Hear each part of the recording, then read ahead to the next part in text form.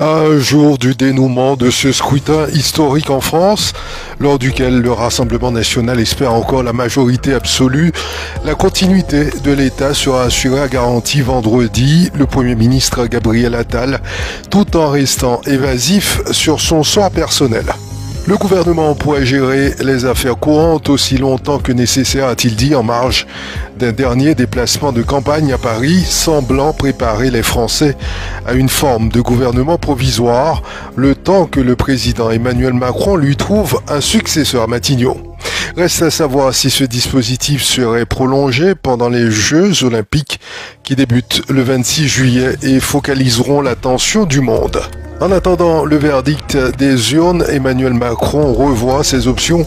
Il a d'ores et déjà chargé l'ancien ministre Julien Denormandie de regarder les hypothèses de l'après 7 juillet et ce qu'elles impliquent techniquement, institutionnellement, selon deux sources proches de l'Élysée.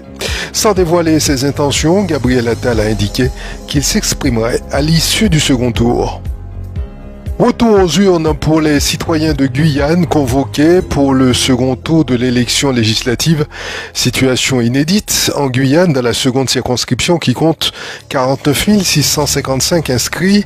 Les électeurs doivent voter pour un seul candidat qualifié régionaliste. Il est celui arrivé en tête à l'issue du scrutin du premier tour, Davy Riman. La candidate en seconde place ayant désisté dans la première circonscription où sont comptabilisés 59 245 inscrits, le duel oppose un candidat régionaliste Jean-Victor Castor à un candidat sans étiquette, Boris Schonsit. Les bureaux de vote ont ouvert à 8h et ferment à 18h. Les électeurs doivent être munis d'une pièce d'identité avec une photo. La carte d'électeur n'est pas obligatoire. Si vous ne l'avez pas, il vous sera délivré sur place une attestation qui vous permettra de voter. Si vous avez une ou plusieurs procurations, vous votez en même temps pour votre mandant s'il est inscrit dans le même bureau, mais s'il est inscrit dans un autre bureau, vous devrez vous rendre impérativement dans son bureau pour voter pour lui. À l'issue de la fermeture des bureaux de vote, le dépouillement commencera.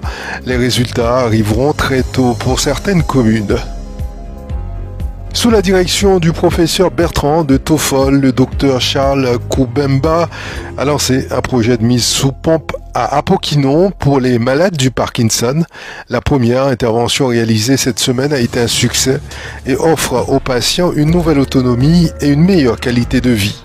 Le docteur Koubemba a expliqué que la pompe à Apoquinon est un traitement en deuxième ligne pour les patients malades du Parkinson dont les médicaments habituels ne sont plus efficaces. Ce dispositif distribue de manière continue un agoniste dopaminergique, une substance qui imite l'action de la dopamine, essentielle pour la régulation des mouvements et de l'humeur.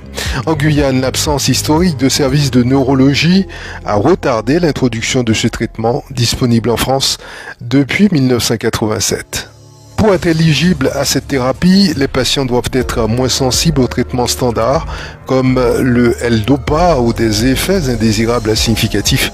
En Guyane, le docteur Koubemba suit environ 35 patients considérés comme des cas compliqués, parmi lesquels une dizaine peut porter la pompe à Apoquinon.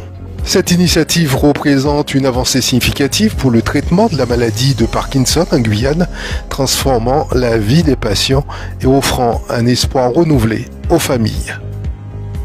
On est en demi, les 8000 supporters français présents à Hambourg n'ont pas boudé leur plaisir vendredi soir. La nuit a été chaude et belle. Après un quart de finale décevant et une séance de tirs au but étonnamment brillante, 0 partout, 5 tirs au but à 3, l'équipe de France a validé sa place pour la demi-finale de l'Euro, la 4e en 6 tournois avec Didier Deschamps. Tout sauf un hasard avec ses deux stars Mbappé-Griezmann fantomatiques. Une attaque en berne, 3 buts inscrits, mais un bloc équipe a broyé n'importe quelle nation. Les Bleus sont au rendez-vous. Plusieurs équipes aimeraient être à notre place, à ne surtout pas banaliser, même s'il faut repasser côté spectacle. Mardi soir à Munich, rendez-vous est pris face à l'Espagne, sublime victorieuse de l'Allemagne, 1-2, un nouveau choc, un nouveau combat. C'est la fin de ce bulletin d'information. Je vous remercie de l'avoir suivi. J'aurai le plaisir de vous retrouver demain sur Radio Mayuri.